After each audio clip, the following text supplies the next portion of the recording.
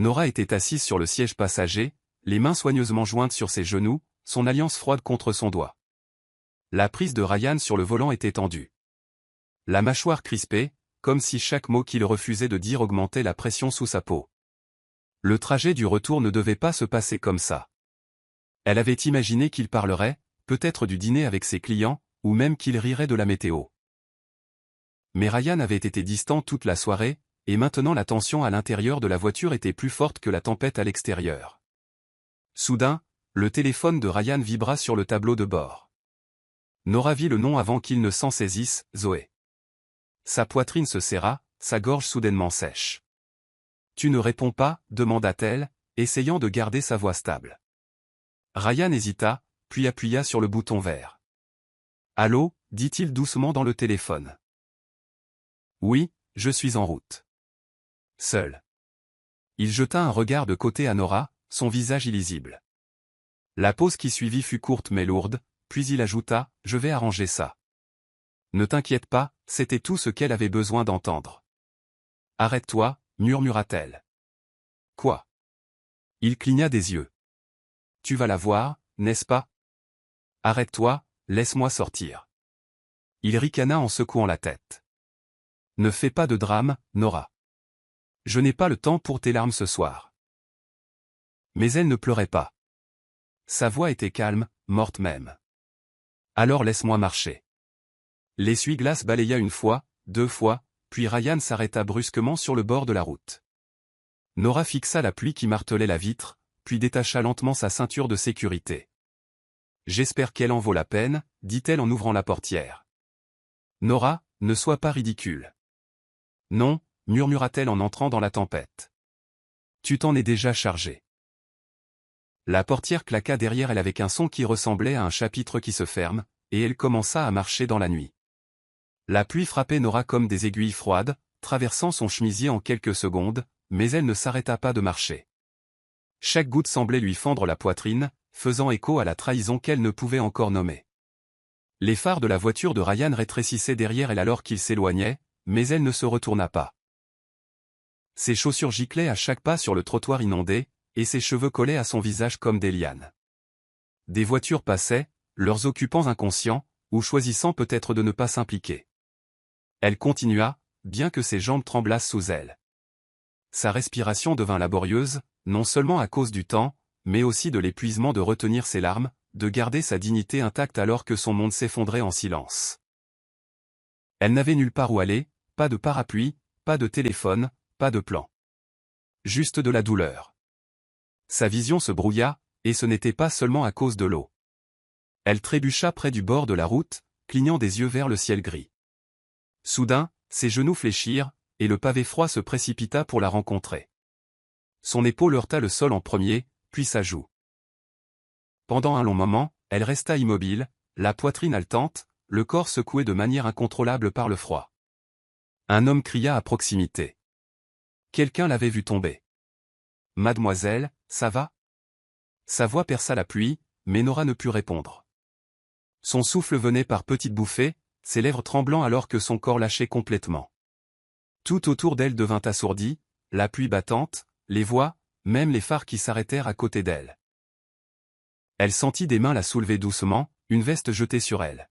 « Elle brûle de fièvre », dit une voix de femme. « Il faut appeler une ambulance maintenant. » La conscience de Nora allait et venait. Dans les secondes avant que l'obscurité ne la réclame, elle ne pensa qu'au silence du côté de Ryan dans le lit ces derniers temps, autant qu'elle avait ignoré ce silence, et comment il l'avait maintenant avalé tout entière. Dans la salle d'urgence, les infirmières s'affairaient autour du corps frêle et trempé de Nora comme des abeilles essayant de sauver une fleur fanée. Sa respiration était superficielle, et sa peau moite sous les vêtements humides qu'elle retirait avec soin. « Elle est en grave hypothermie », murmura une infirmière alors que le médecin examinait ses poumons. Probablement une aspiration d'eau, possible pneumonie. Le moniteur cardiaque bipait régulièrement, mais ses niveaux d'oxygène étaient bas. À l'extérieur de la chambre, l'homme et la femme qu'il avait trouvés, un couple plus âgé, remplissaient des formulaires à l'accueil, expliquant qu'ils l'avaient vue s'effondrer près de la gare routière. Elle n'avait ni téléphone ni pièce d'identité sur elle, dit la femme, l'air inquiet. Elle est juste tombée. Pendant que les infirmières travaillaient, Nora ne s'agita qu'une seule fois, murmurant un mot que personne ne put vraiment comprendre, mais qui ressemblait à « Ryan ». Il ne portait ni amour, ni colère, juste une reddition lasse. Quelques heures plus tard, elle fut transférée dans un service plus calme, sous perfusion et oxygène. Son visage était pâle, ses lèvres légèrement bleutées, et ses doigts restaient recroquevillés comme si elle s'accrochait encore à quelque chose. Le médecin examina son dossier d'un air sombre. L'infection pulmonaire s'installe rapidement. Nous allons commencer les antibiotiques, mais les prochaines 24 heures sont critiques. Léla, la mère de Nora, arriva finalement après avoir été contactée par une infirmière qui avait fouillé son téléphone une fois récupéré de son sac à main trempé. Le souffle de Léla se coupa quand elle vit sa fille allongée là, immobile. « Oh, mon bébé, que t'est-il arrivé ?» murmura-t-elle en saisissant la main froide de Nora. Elle pressa son front contre celle-ci, essayant de lui donner de la chaleur avec ses larmes. À ce moment-là, il n'y avait ni mari, ni trahison, juste une mère suppliant l'univers de ne pas lui prendre sa fille.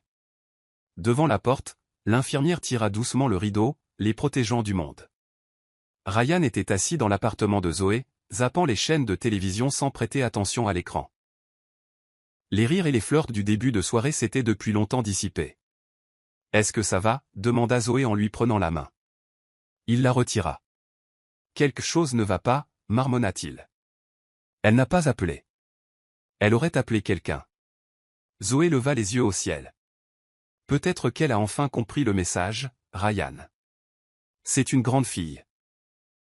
Mais Ryan ne pouvait se défaire de l'image de la silhouette de Nora s'estompant dans le rétroviseur, mouillée, petite, et étrangement immobile.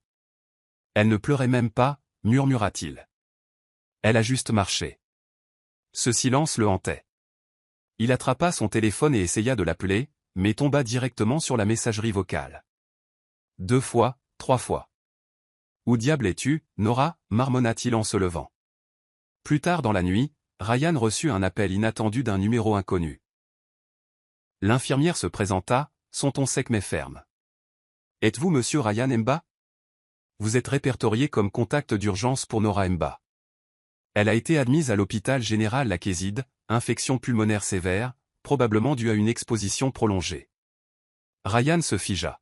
« Qu'est-ce que vous voulez dire par exposition ? Que s'est-il passé ?»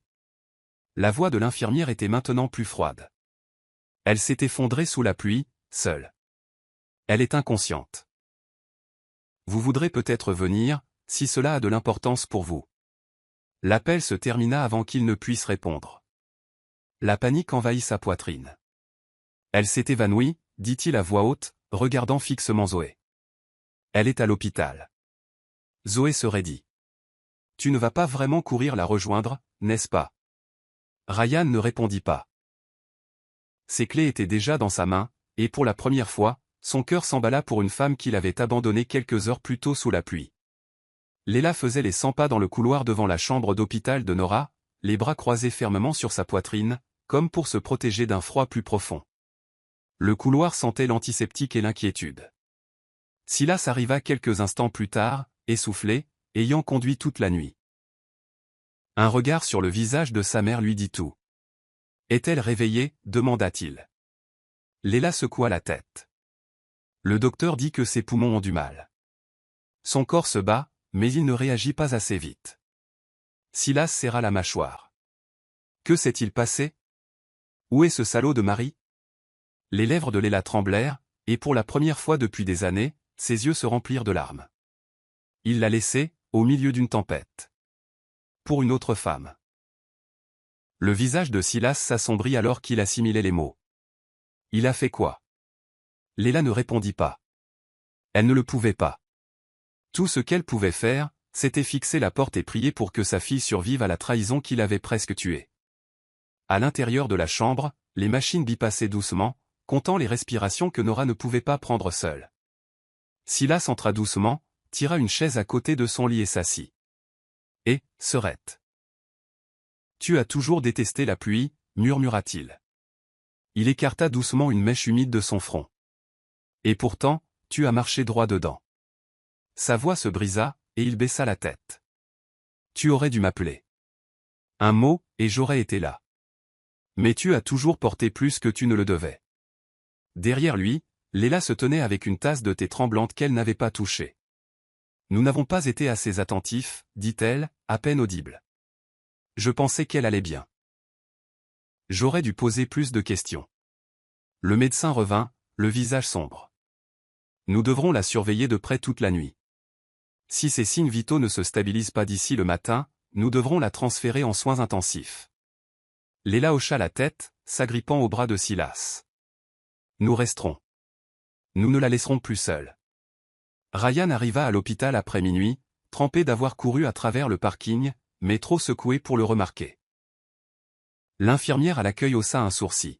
« Vous êtes ici pour Nora ?» demanda-t-elle avec une désapprobation à peine voilée. « Chambre 208, mais sa famille est là. Ils ne vous attendent pas vraiment. » Il marmonna un merci et se dépêcha dans le couloir. La porte de la chambre de Nora était légèrement entr'ouverte. À travers la vitre, il vit son visage pâle, des tubes à son nez, sa poitrine se soulevant à peine sous les couvertures. Mais avant qu'il ne puisse entrer, Silas apparut de derrière le rideau, les yeux injectés de sang de fureur. « Tu as un sacré culot de te pointer, » gronda-t-il. Ryan leva une main. « Je ne suis pas venu pour me battre. Je voulais juste. » Silas ne le laissa pas finir. Son poing heurta la joue de Ryan si vite que le son résonna sur les murs. Ryan recula, stupéfait. « Tu l'as laissé là » cria Silas. Sous la pluie comme un déchet. Léla se précipita, retenant son fils. « Assez, Silas. » « Il ne vaut pas le bruit, » dit-elle en fusillant Ryan du regard.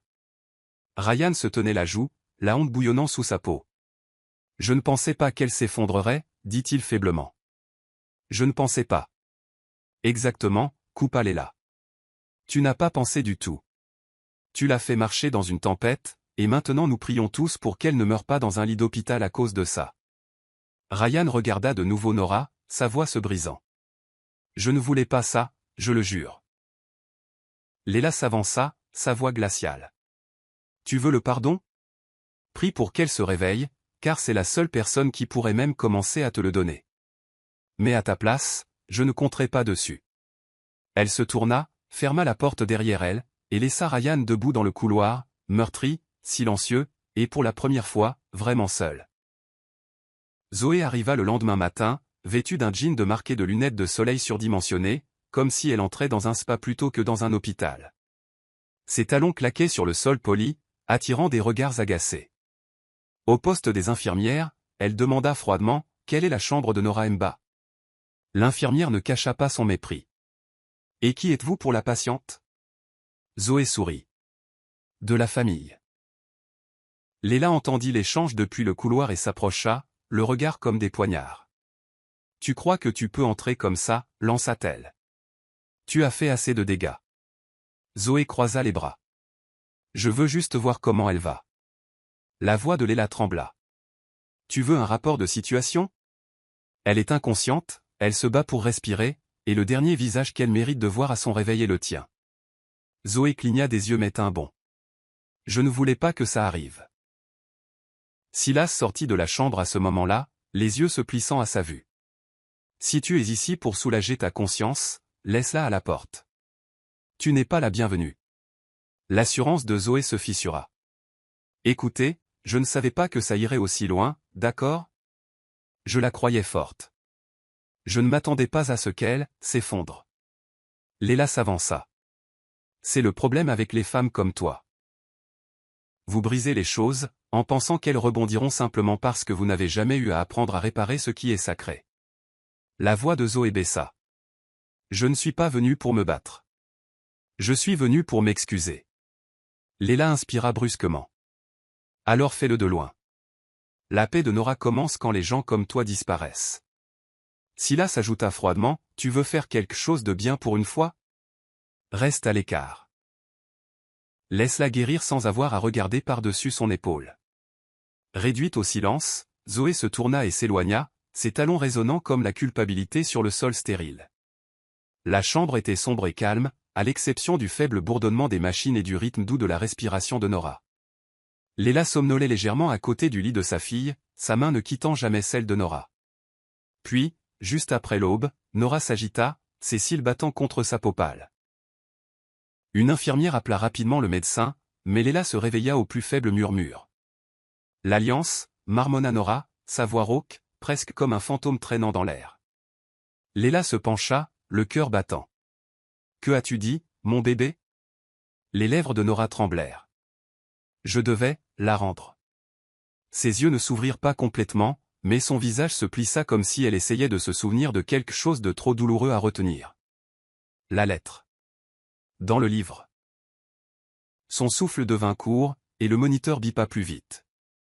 Ne la forcez pas, insista l'infirmière en ajustant sa perfusion. Reposez-vous maintenant. Alors que le sédatif faisait à nouveau effet, la tête de Nora roula doucement sur le côté. Léla se rassit, les yeux écarquillés. Quelle alliance, se murmura-t-elle. Quelque chose tira son instinct. Elle fouilla dans les affaires de Nora, la plupart encore humides et emballées dans un sac en plastique de l'hôpital. À l'intérieur du sac à main de Nora, niché dans une poche latérale à fermeture éclair, elle trouva un roman de poche usé, astérisque 1000 vents astérisque. Ses pages étaient tachées d'eau, mais quand elle le feuilleta, quelque chose glissa. Une petite boîte en velours et un morceau de papier plié, froissé et taché par la pluie. Léla ouvrit la lettre, ses mains tremblant. Il était écrit, astérisque, Ryan, ceci n'est pas une vengeance. C'est un soulagement. Je te rends ce que tu m'as donné un jour avec amour. Mais je ne porterai pas ce que tu as brisé. C'est mon adieu. Astérisque Léla s'effondra sur la chaise, serrant la lettre alors que des larmes silencieuses coulaient sur ses joues. Elle comprit enfin. Nora n'avait pas seulement été abandonnée. Elle était prête à lâcher prise, mais personne ne savait qu'elle était venue dire adieu. Zoé n'avait pas dormi. Sa conscience la tiraillait de plus en plus à chaque heure qui passait, mais l'orgueil l'enveloppait encore comme une armure. Elle était assise au bord de son lit, fixant son téléphone. Elle ne cessait de penser au visage de Nora lors de leur première rencontre, des mois avant qu'elle ne séduise Ryan. Un dîner, une poignée de main, le sourire chaleureux de Nora. Elle avait toujours su qui elle était. Elle ne s'en était juste pas souciée. Mais maintenant, ce même sourire hantait ses rêves. Zoé fouilla dans son sac à main et sortit le journal dans lequel elle faisait semblant d'écrire. Au lieu de cela, elle tourna à la dernière entrée, astérisque, il m'aime, mais il lui appartient encore d'une manière que je ne peux toucher. Astérisque ses doigts planèrent sur son téléphone. Finalement, elle appela Ryan. Il y a quelque chose que tu dois voir, dit-elle quand il répondit, sa voix froide et épuisée. Quand il arriva chez elle, elle lui tendit la page pliée qu'elle avait trouvée en fouinant dans les affaires de Nora quelques jours plus tôt. Tu es parti avant que je puisse te la montrer. Marmonna-t-elle. Ryan déplia lentement le papier, le front se plissant en lisant. Qu'est-ce que c'est? C'est son adieu, dit Zoé. Je pense qu'elle allait te quitter, avant que tu ne la quittes. Ryan fixa les mots, chaque phrase le frappant comme un poids. Elle mettait fin à tout, murmura-t-il, pacifiquement, sans scène. Zoé s'assit en se frottant les tempes. Nous avons tous les deux fait des suppositions, mais elle ne s'accrochait pas. Elle en avait fini. Ryan leva brusquement les yeux. Pourquoi ne me l'as-tu pas dit? Parce que je voulais croire que j'avais gagné, admit Zoé.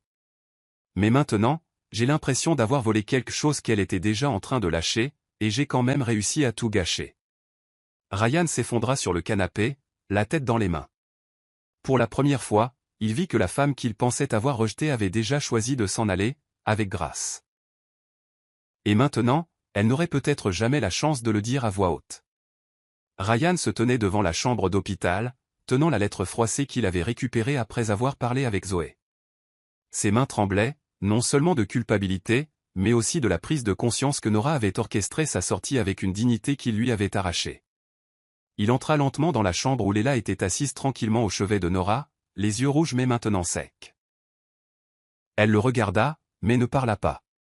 Il ne s'attendait pas à ce qu'elle le fasse. Au lieu de cela, il s'approcha de la table près du lit et plaça doucement la lettre à côté de la silhouette endormie.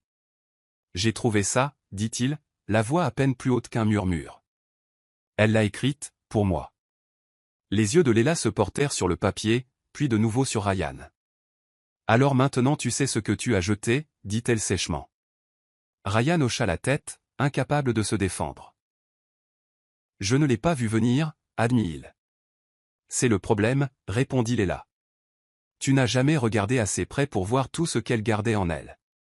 Il resta immobile un instant, puis murmura à Nora, j'aurais dû savoir que tu étais déjà partie. Ses doigts effleurèrent brièvement les siens, mais ils ne se replièrent pas.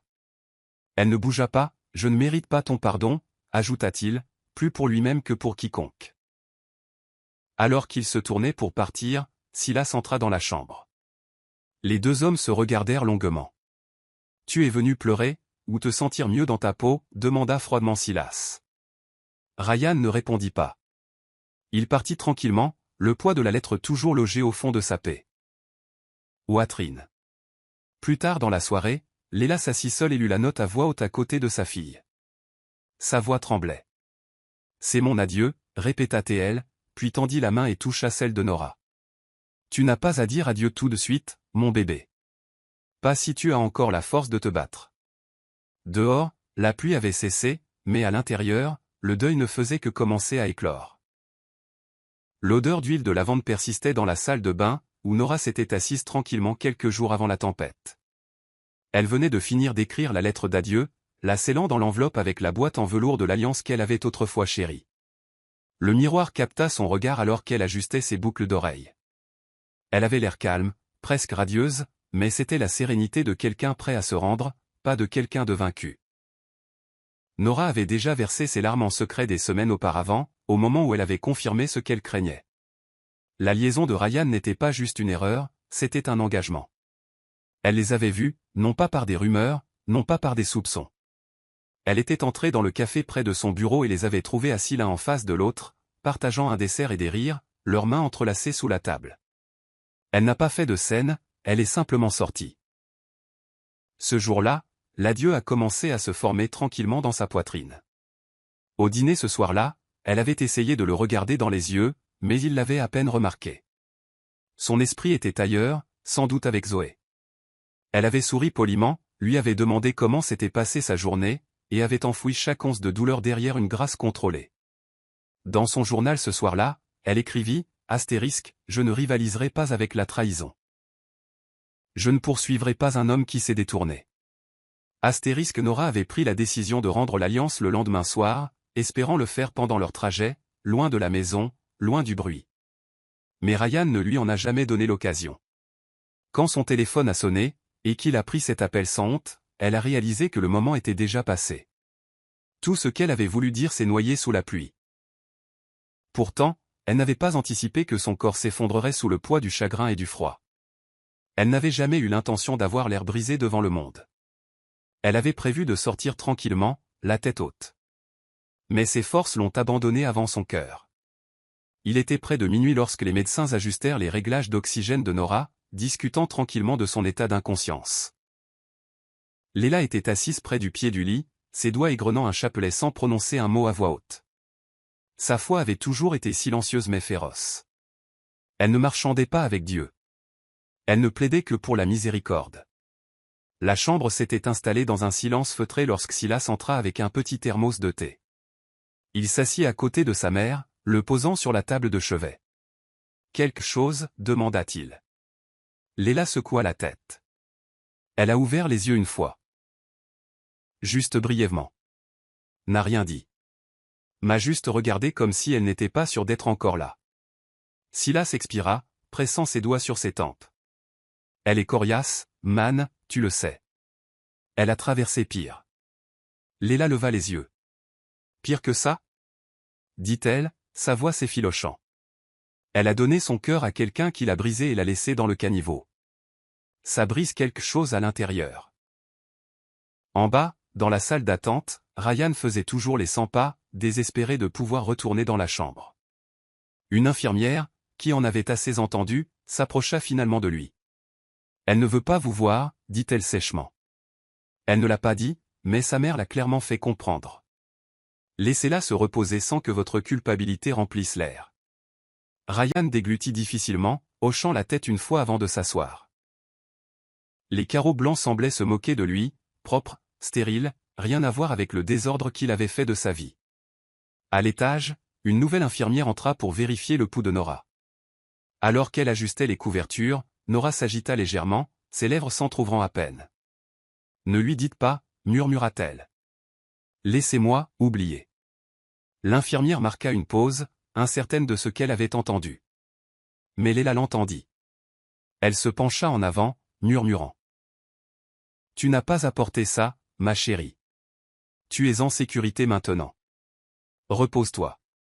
Elle lissa les cheveux de sa fille et lui embrassa le front. Quand tu seras prête à parler, nous écouterons. Mais pas un instant avant.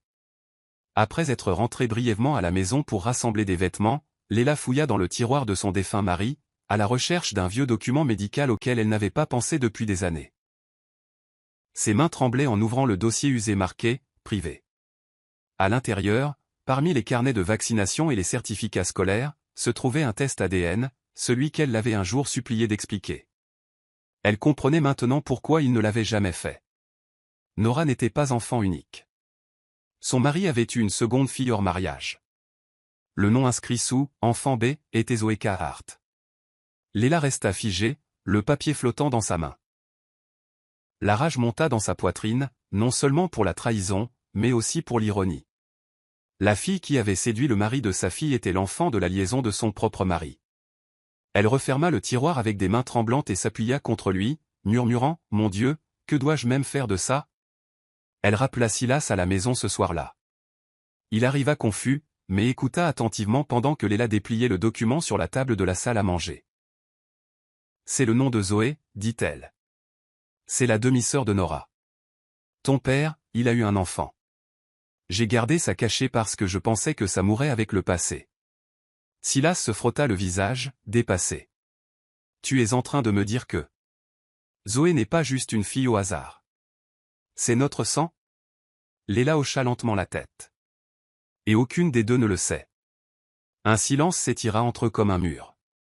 Finalement, Silas parla. On ne peut pas lui dire maintenant. Pas alors qu'elle est dans un lit d'hôpital, respirant à peine. Ça la briserait plus que Ryan n'a jamais pu le faire. Léla acquiesça, sa voix tremblante.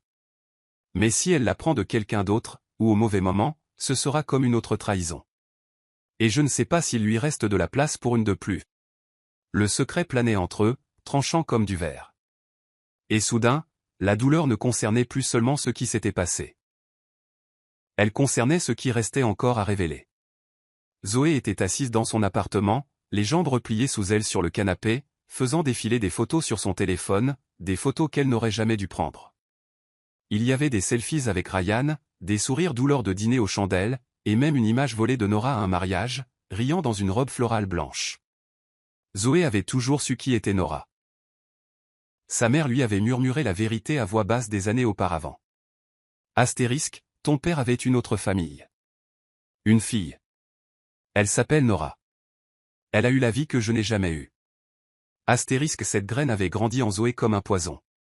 Au début, elle n'a pas agi. Mais quand elle a rencontré Ryan, le mari de Nora, et a réalisé le fossé émotionnel entre eux, la tentation s'est transformée en stratégie. Maintenant, tout avait échappé à son contrôle. La culpabilité était suffocante. Mais ce qui l'effrayait le plus, c'était à quel point elle craignait maintenant son propre reflet. Astérisque, que ai-je fait ? Astérisque, murmura-t-elle en se prenant le front. Astérisque, que ai-je détruit ? Astérisque, à son bureau, Zoé ouvrit un tiroir et sortit une photo délavée. Deux tout petits, l'un aux cheveux noirs, l'autre aux cheveux bouclés, tous deux souriants. Leur mère avait été voisine un jour, avant que l'orgueil et le chagrin ne brisent tout. Astérisque, tu étais censé être ma sœur. Astérisque, dit Zoé à voix haute à la fille sur la photo.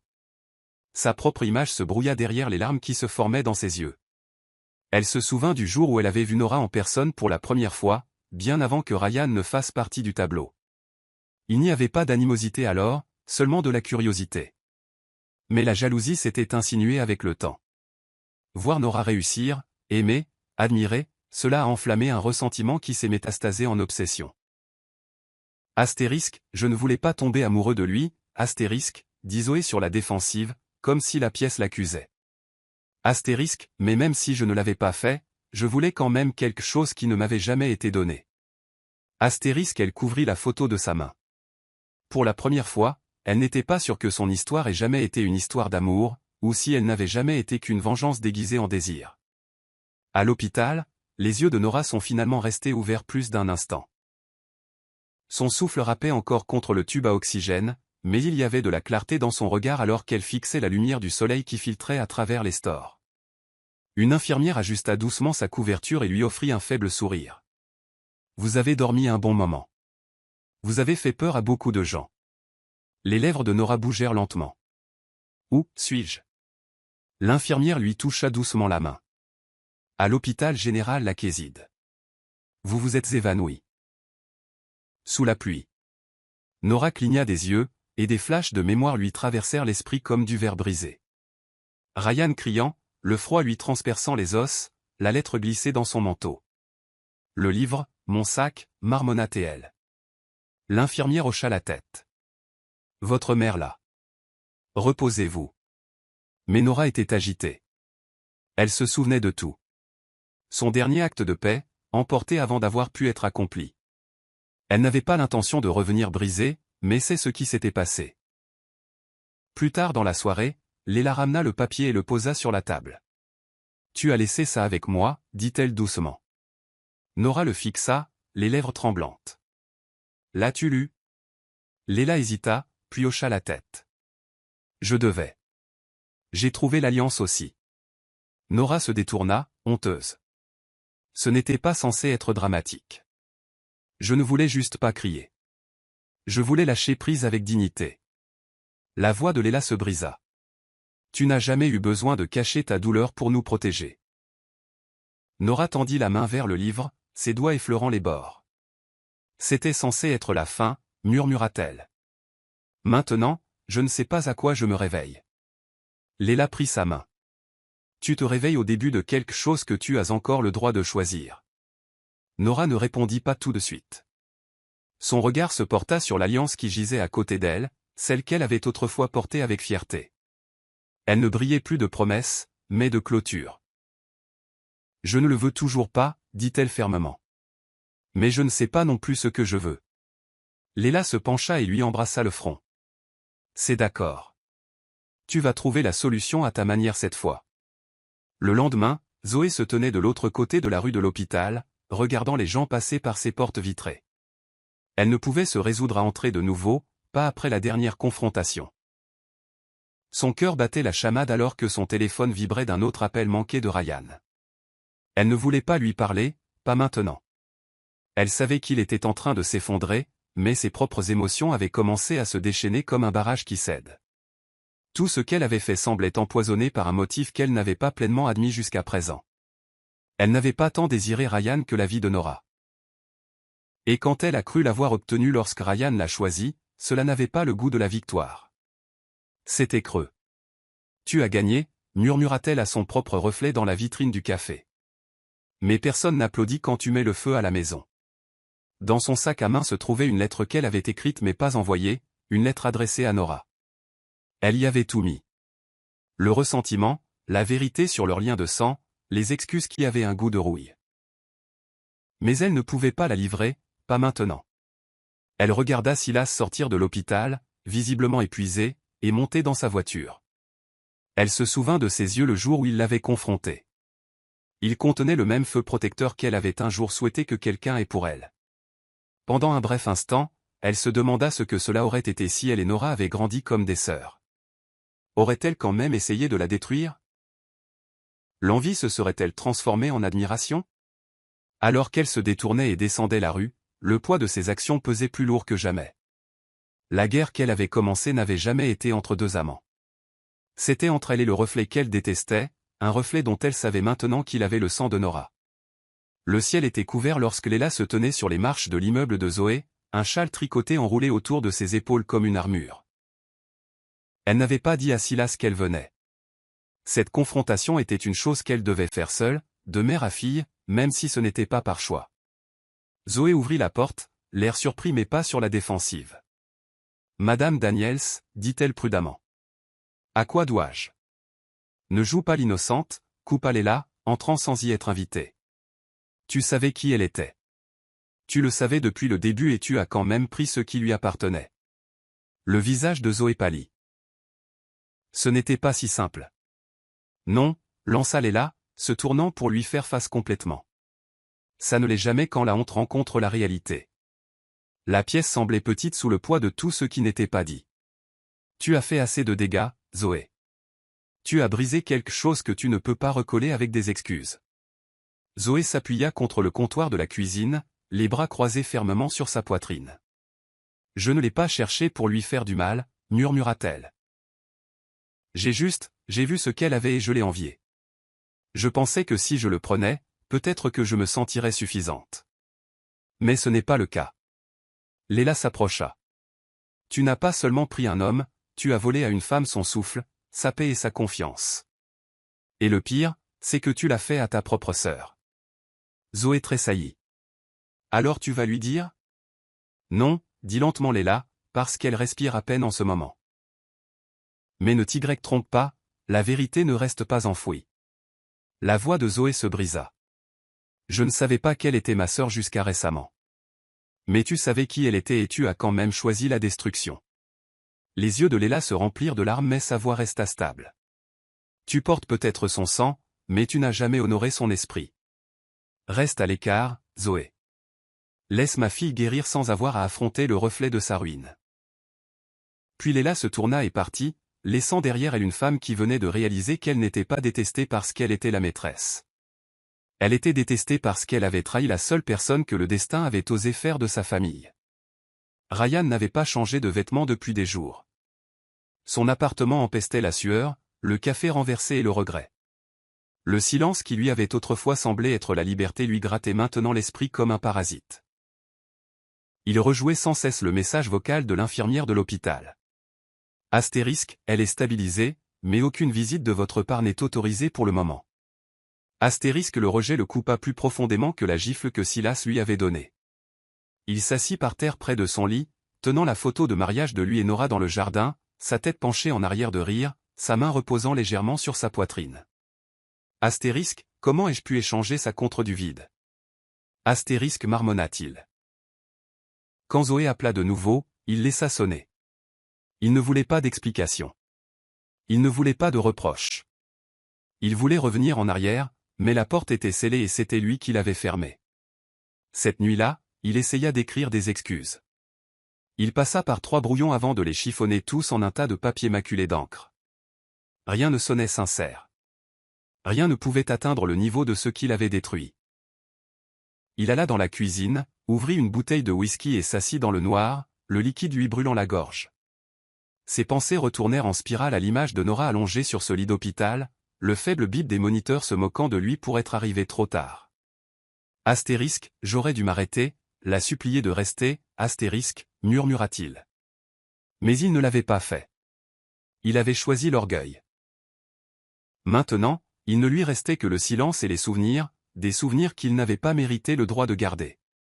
Le téléphone de l'appartement sonna une fois de plus. Il l'ignora. Quelque part au fond de lui, il savait que même si Nora se réveillait avec le pardon dans son cœur, elle ne reviendrait jamais vers lui. Non pas parce qu'elle le détestait, mais parce qu'elle avait appris à s'aimer plus qu'elle n'aimait ce qu'ils avaient été. Le coup à la porte de la chambre d'hôpital de Nora fut doux, accompagné du subtil bruissement de papier et de chaussures cirées. Léla ouvrit la porte pour trouver un homme en costume gris tenant une mallette. « Bonjour, je suis maître Aluko, conseiller juridique de Madame Nora Mba. » Léla cligna des yeux. « Vous devez vous tromper de chambre. » « En fait, dit-il calmement, je suis ici parce que Nora m'a contacté il y a 2 semaines pour entamer une procédure de divorce. » Léla jeta un coup d'œil à sa fille, toujours faiblement appuyée contre les oreillers, éveillée mais fragile. Elle ne nous a jamais rien dit. L'avocat hocha la tête. C'était confidentiel, mais dans les circonstances, je suis tenu d'informer la famille. Tous les papiers ont été signés et scellés. Ils n'attendent que sa réponse. Nora tourna lentement la tête, sa voix rauque mais claire. Laissez-le être surpris. Silas arriva quelques minutes plus tard et écouta l'avocat tout exposer. La demande de divorce de Nora ne comprenait aucune exigence, pas d'argent, pas de biens. Juste la liberté. Elle ne voulait pas de vengeance, dit l'avocat, sincèrement impressionné. Elle voulait la libération. Silas regarda sa sœur, un mélange d'admiration et de tristesse dans son expression. Tu préparais ça? Nora hocha légèrement la tête. J'étais prête à partir, pacifiquement, mais la paix n'est pas venue tranquillement. Léla se déplaça aux côtés de sa fille et lui embrassa la tempe. Tu ne lui dois aucune explication. La main de Nora trembla alors qu'elle attrapait le stylo. Je signe à nouveau, non pas parce qu'il ne me mérite pas, mais parce que je mérite mieux. Et d'un trait ferme, elle apposa son nom, scellant la fin d'un chapitre qu'elle avait depuis longtemps dépassé. De l'autre côté de la ville, Ryan reçut l'enveloppe par coursier. Il la fixa longuement avant de l'ouvrir, son visage se vidant de sa couleur à chaque mot qu'il lisait. Il n'avait pas seulement perdu l'amour de Nora.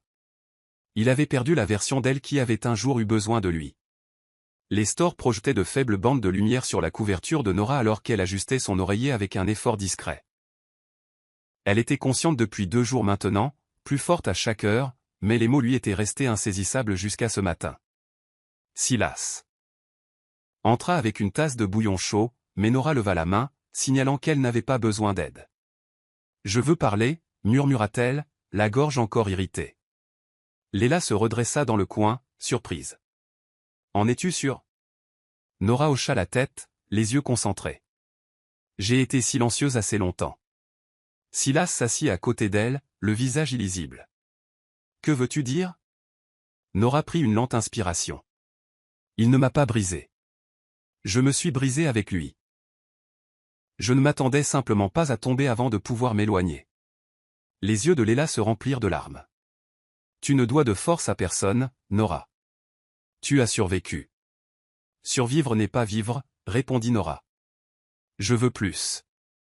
Je ne sais juste pas comment recommencer. » Silas se pencha en avant, sa voix plus basse maintenant. « Veux-tu qu'on dise quelque chose à Ryan ?» Nora secoua la tête.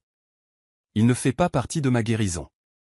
Il faisait partie de mon silence. » Le poids de ces mots s'installa sur eux. Léla prit sa main, la tenant doucement. « Tu as toujours été plus forte que tu ne le penses. Même maintenant. » Nora regarda par la fenêtre. « Je ne veux pas que les gens aient pitié de moi. Je veux qu'ils comprennent que j'ai choisi de partir, même si je n'ai pas réussi comme je l'avais prévu. » Il y eut une pause silencieuse, rompue seulement par le doux bip de son moniteur. « Je ne l'ai pas perdu, » continua-t-elle. « Je l'ai libéré. Ce que j'ai failli perdre, c'est moi-même. » Léla hocha la tête, la voix tremblante. « Alors nous t'aiderons à la retrouver. » Nora expira profondément et tourna son visage vers la lumière. Pour la première fois depuis son réveil, la lourdeur dans sa poitrine commença à se dissiper. Non pas parce que sa douleur avait disparu, mais parce qu'elle l'assumait enfin. Silas attendit que Nora se soit endormie doucement avant de sortir avec sa mère.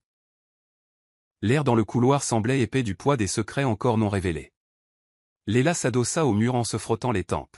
« Elle commence à guérir, Silas.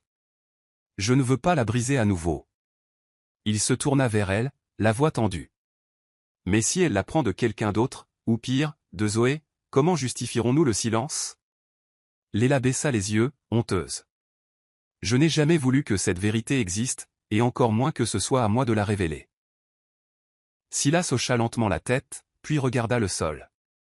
Elle mérite de savoir qui est lié à son sang, même si ça fait mal. Ils restèrent en silence, leur chagrin teinté de responsabilité. Finalement, Léla fit un petit signe de tête. « Nous lui dirons, mais doucement. Et seulement quand elle sera prête à l'entendre, pas une seconde avant. » 2 jours plus tard, alors qu'il était assis à côté de Nora qui feuilletait son journal, Silas parla prudemment. « Puis-je te dire quelque chose ? D'étrange ?» Nora leva les yeux, intriguée. « Étrange comment ?» Il expira. « Zoé n'est pas juste une fille qui t'a fait du mal.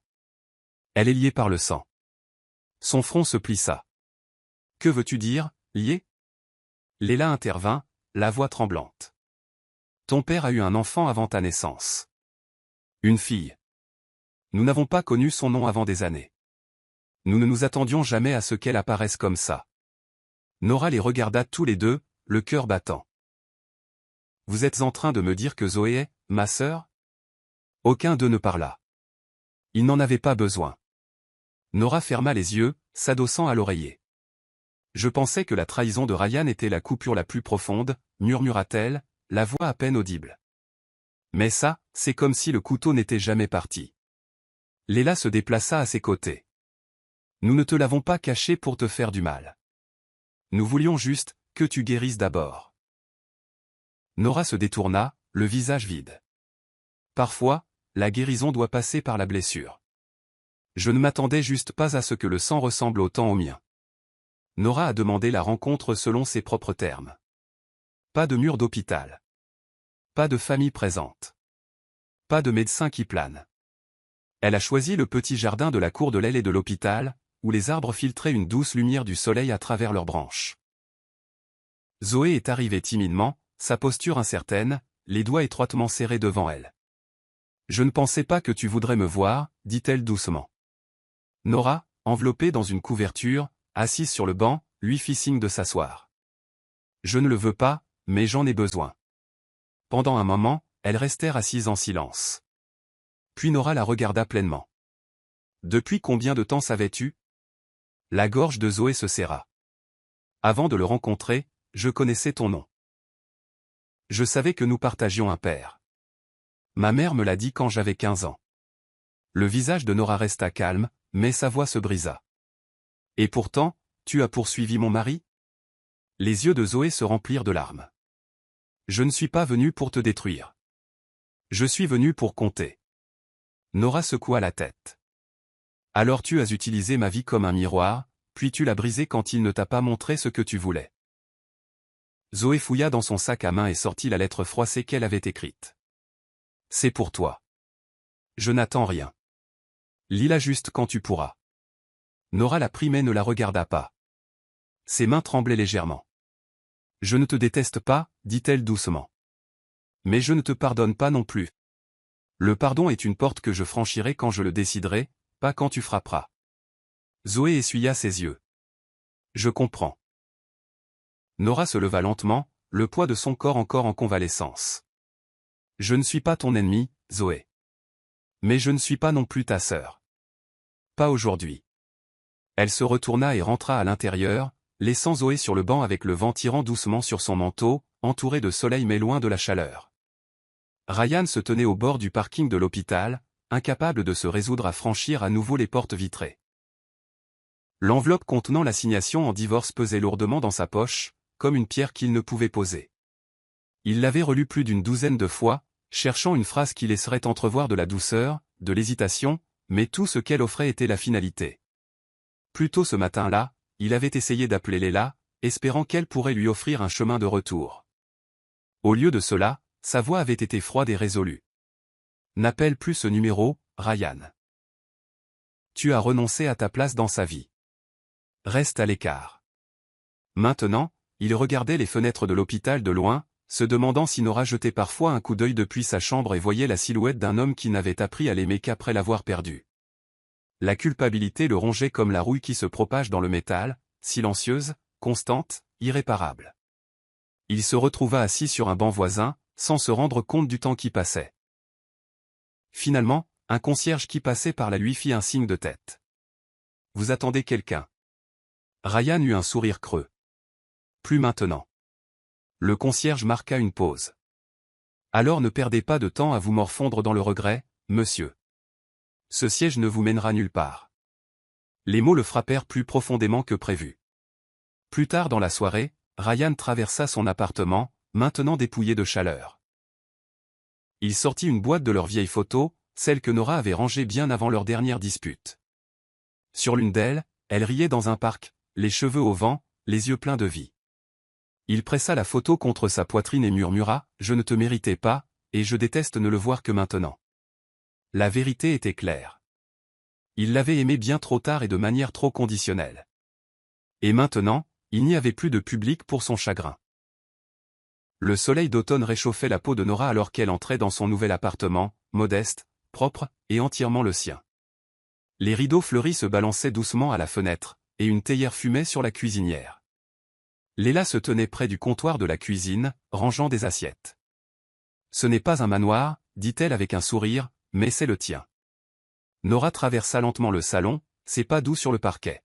« C'est calme, répondit-elle. Je crois que j'avais oublié ce que c'était, le silence sans tension. Silas déposa une petite boîte de livres près de la porte. Tu le rempliras de tout ce que tu veux, et personne ne jettera rien. Nora sourit faiblement. Sauf le passé. Ça reste dehors. Sa mère hocha la tête, exactement où il doit être. Pour la première fois depuis des mois, Nora ne se réveillait pas dans un hôpital ou ne pleurait pas derrière une porte de salle de bain. Elle respirait librement, pleinement. Plus tard dans la soirée, après le départ de sa famille, elle se blottit sur le canapé avec un carnet et un stylo. Les entrées de journal qu'elle tenait autrefois par habitude coulaient maintenant avec un rythme différent. Elle recommença à écrire, non pas sur la douleur, mais sur la possibilité. Astérisque, cet espace est petit, mais je me sens plus grande à l'intérieur. Je ne sais pas si j'ai guéri, mais j'ai arrêté de saigner. Astérisque, la bouilloire siffla doucement en arrière-plan, et Nora se versa une tasse de thé à la menthe. Elle l'emmena à la fenêtre et fixa le ciel qui s'estompait. Aucune alliance ne liait ses doigts. Aucun autre nom ne résonnait dans son esprit. C'était juste elle, et les pages encore à écrire. Quelque part dans le tiroir se trouvait l'alliance qu'elle n'avait jamais pu rendre. Elle ne l'avait pas jetée. Pas par nostalgie, mais parce qu'elle lui rappelait ce qu'elle avait surmonté. Sa maison n'était pas grandiose, mais sa paix, durement gagnée et inestimable, la faisait ressembler à un palais. 2 semaines plus tard, Nora reçut un appel inattendu du cabinet d'un avocat en ville. Mademoiselle Nora Daniels, demanda la voix. Je représente la succession de votre défunt père. Une clause de son testament vient d'arriver à échéance, et nous demandons votre présence pour une lecture en personne. Confuse, Nora accepta et arriva au modeste cabinet du centre-ville 2 jours plus tard. Elle fut escortée dans un bureau privé où un homme plus âgé à lunettes lui sourit chaleureusement. Votre père a laissé un dernier bien à votre nom, une propriété en dehors de la ville, intacte depuis l'année précédant son décès.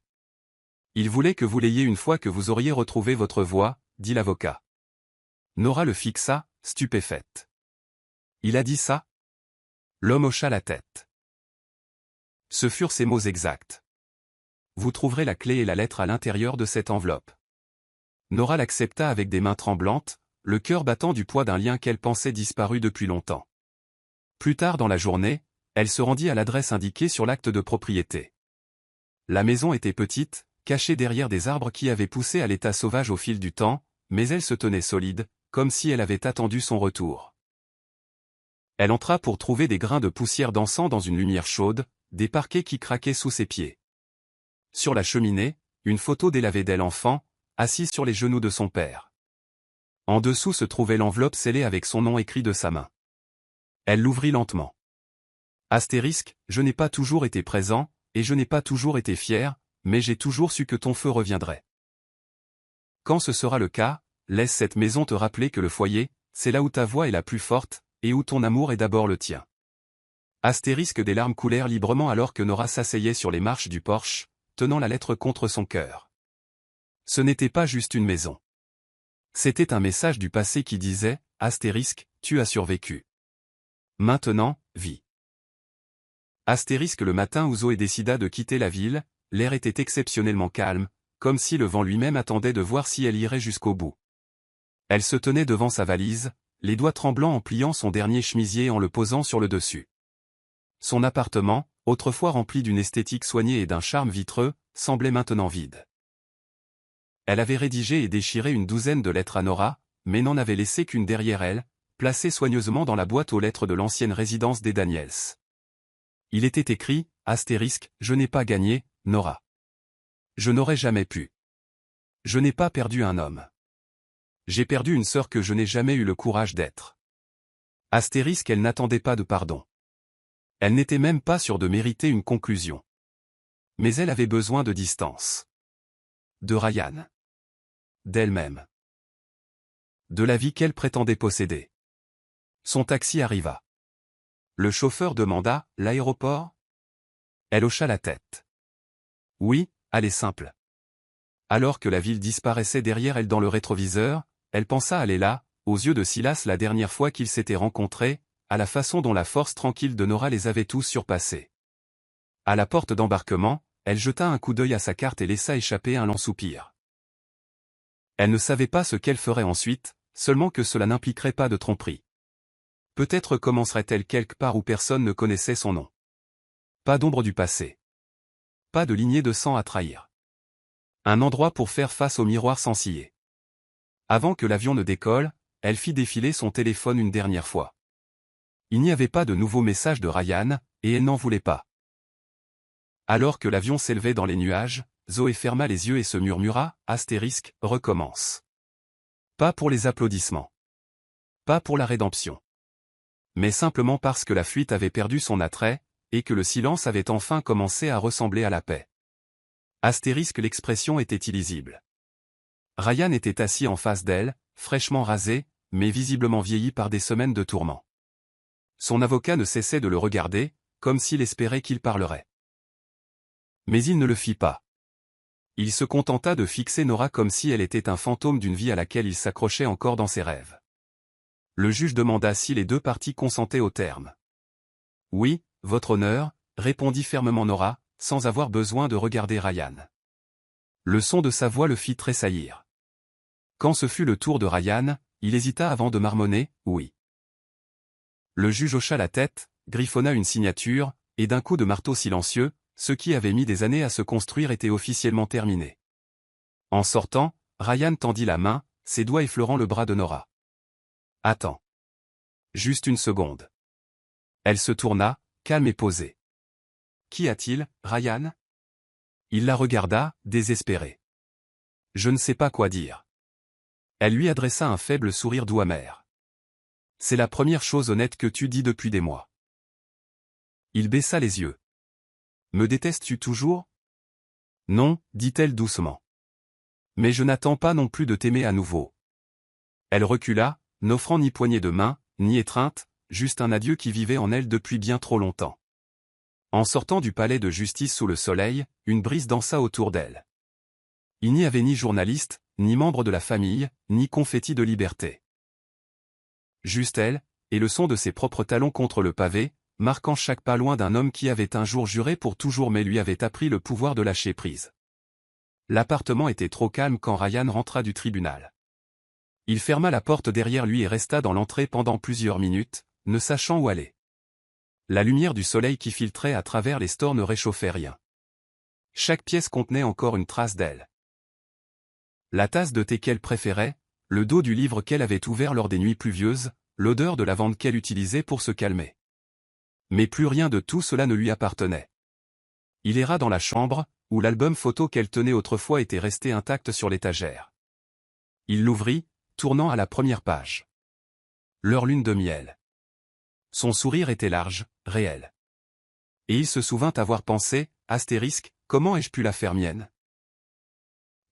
Maintenant, en regardant cette image, la vraie question le hantait, *, pourquoi ai-je jamais pensé que je pouvais la briser et garder son amour ?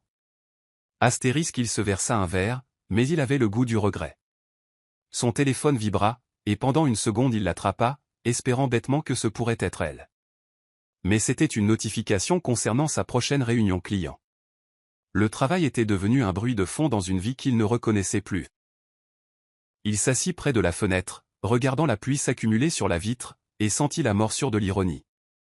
Un jour, il l'avait laissée dans la tempête. Maintenant, c'était lui qui était au centre de celle-ci, trempé de tout ce qu'il avait perdu.